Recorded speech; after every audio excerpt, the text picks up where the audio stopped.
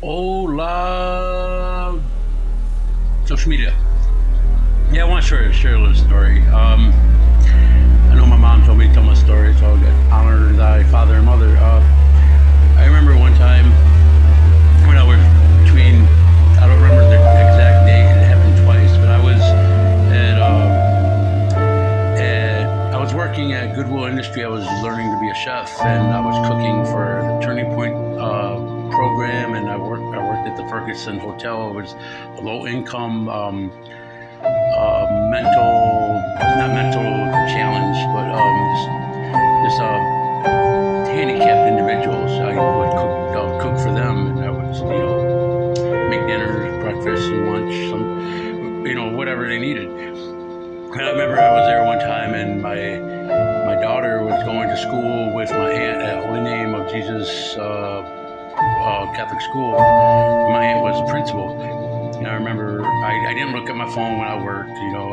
I remember I was taking a break a few hours after, not that long, about an hour and a half, about 3 hours after I got to work.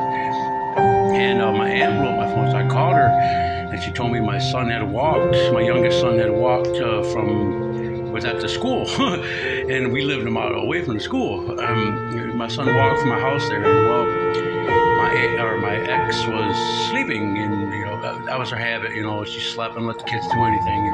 But anyway, it happened, and then she called, and I went home, and I looked the way that he thought. I got on the fence. I fixed everything. We installed motion detectors and everything. And then, at that time that was the first time I installed a lock and a few other things. Well, I know it happened again, like not that much longer. It happened again, and they called. My aunt called the police. Well, it's the right thing to do, when a child is, missing, And she called me again. I was at work, and my wife, sleeping, whatever, But that wasn't my thing. My thing was my son, and they called CPS. They dropped the charges, whatever. But anyway, we fixed the house. I took care of it.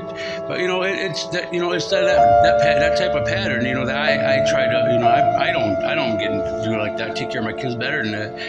But I remember when we were going through our divorce, I was at work, and my daughter called me, and I talked to my children for an hour and a half, and my son had broken, but it made my youngest son made my oldest daughter's nose bleed, and she called me crying, and I was at work. I wasn't allowed at the house, or she would call the cops. She didn't want me to see your boyfriend or girlfriend, whoever she had. It's not my thing, not my season, whatever. My worry was for my children. So I prayed, and I talked to my children, and I called CPS because it wasn't the first time it happened. Well, the CPS agent was her ex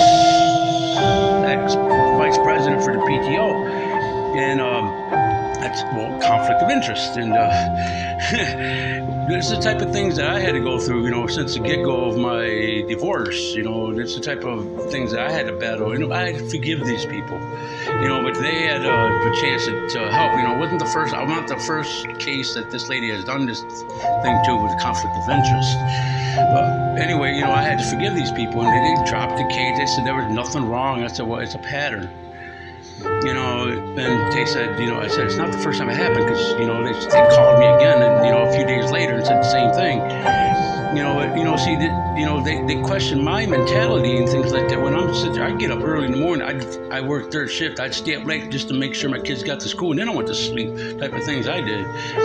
But this is, the reasons, they said, my mentality, I couldn't see my kids and things like that. And I said, well, I'm not the one, she is the one that's doing these things, and I'm the one that's getting blamed. I mean, I fixed my mentality. I've had God in my life. I was reborn.